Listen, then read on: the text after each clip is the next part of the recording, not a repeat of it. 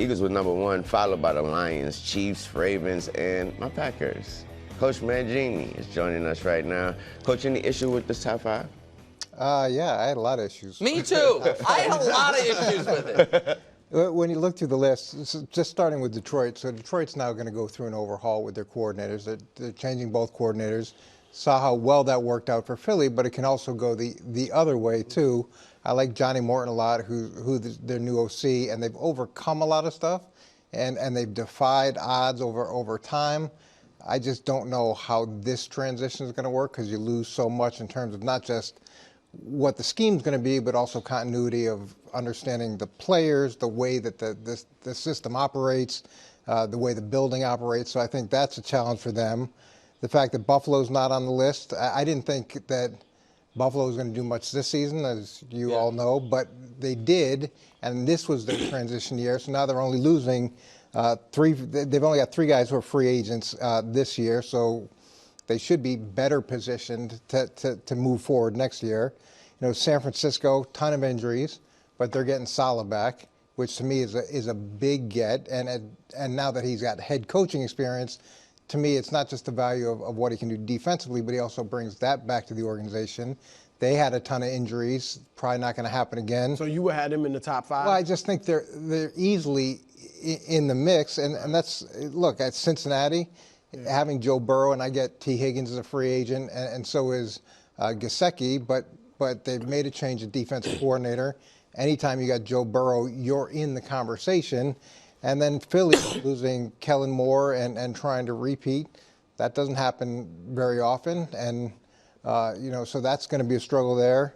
And so you hated it. We love Bucky Brooks hating the list. I mean, Too Long Didn't Read version has disagreed with every single piece of it, which, by the way, I agree with you. Okay. Yeah, and it was called the Super Bowl window, right? Yep. So I kind of took it like teams that have this window of several years to win a Super Bowl. But even if you go next year, look, if we're talking long term, Kansas City has to be number 1.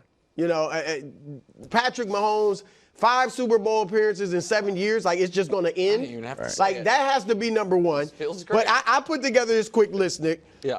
Kansas City 1. I'm putting Baltimore 2. Again, whether it's next year or long term, because Lamar, he got to be the hungriest dude in the NFL to win the championship. Now, yeah. I mean, and the clock is ticking on him and Derrick Henry for that I feel like matter. you say that every year. I know, Yeah, but he's getting hungry around a year. The clock Hungry is every ticking year. on him. I'm fine if you want to go Philly. They do have a window. They're set. And they have a great Buffalo GM. I put in there, at 4. Look, I think Washington, Green Bay, Detroit, Houston, Cincinnati, you mentioned some. I'll go with Washington. I know there's a possibility of a sophomore slump with Jaden Daniels, but they have $75 million to spend. Daniels seemed to show that every test he passed. Yep. So I don't know that he's going to have this slump. He looks like the real deal. You didn't even put San Francisco on your list? They're in the mix, as you said. His in Brock the mix. Purdy love I is thought he- waning. I thought day he was by Brock day. Once Purdy they guy. sign Brock, Oh, then you'll feel better about it. Sorry, bro. Once you It pay could him- be Green Bay. I agree with you. Detroit, I think, might take a little step back. Step That was a back. That's what I was disappointing year thinking. for I them. agree with that, too. So, I mean, I feel like Coach maybe cheated off my paper, to be honest with you. Almost everything he Because said. that's what I always do. I agree. So Run listen, into your room to see what you're doing. Kansas City should be number 1. However, Philly won.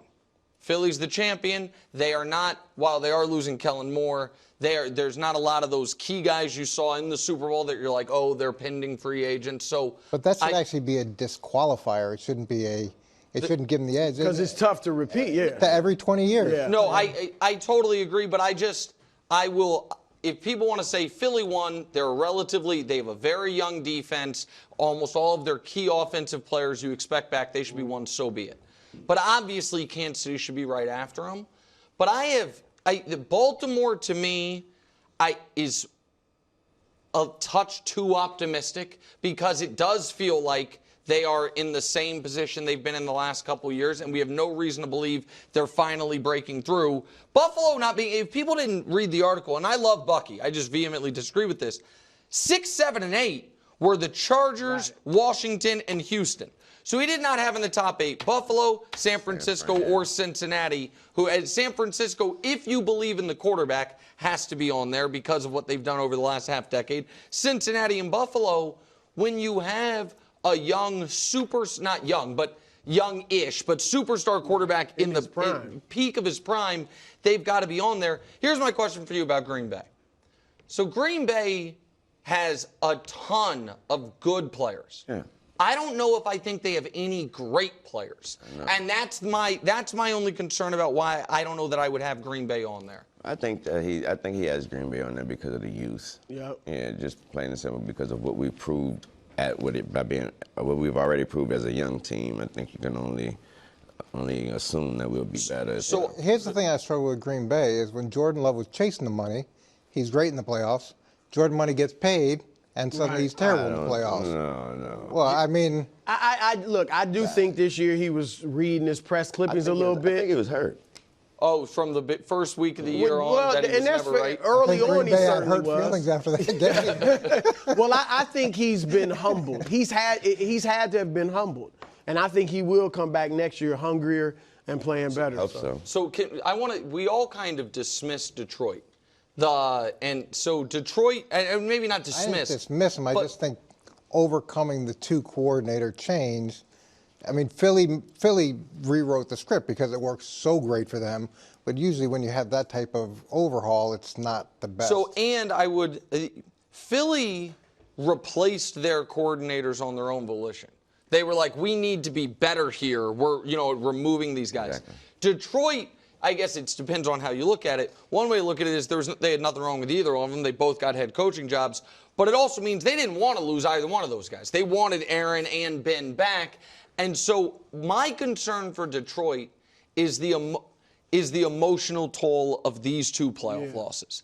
Of you have a 17-point lead in the conference championship game, you get whacked, and then you have this unbelievable year that, that pays off, it would appear, by you get the 1 seed, you do all of the things that people are wondering, can you do? And then for Goff to play his worst game in that moment when he did, and to be one and done in the postseason, I just feel like that is going to be such a difficult kind of hill to climb back up. The Chiefs are in a similar spot as far as the emotional devastation of having your worst game of the year be your last game of the year, but they at least have this real wealth of championship experience and all of that. So I do worry about Detroit. I worry about Detroit immensely, especially given the division that they're in that has a bunch of other legitimate contending teams. Yeah, I thought the most disappointing thing about Detroit, I thought that game was going to be a shootout, and they probably wouldn't have enough defensively to hold up, or maybe they would figure out a way, but it's 42, 45-42. For them to play like they played offensively, that to me was really disappointing. Yeah, and I agree with both of your points. And then Goff, we just watched him throw 3 interceptions. He had a phenomenal year and then throws 3 interceptions in that game. So he's a very good quarterback, but is he good enough to get I think there's an argument that the top of this list should be, again, I think it should be Kansas City. I understand the folks that will say Philadelphia. I think there's a really good argument it should be Buffalo. Buffalo took their salary cap medicine this year. This was supposed to be their kind of regroup year, and they still got all the way to the conference championship game. They didn't end up having their offensive coordinator poached the way some people thought they would, with Joe Brady getting a head coaching job.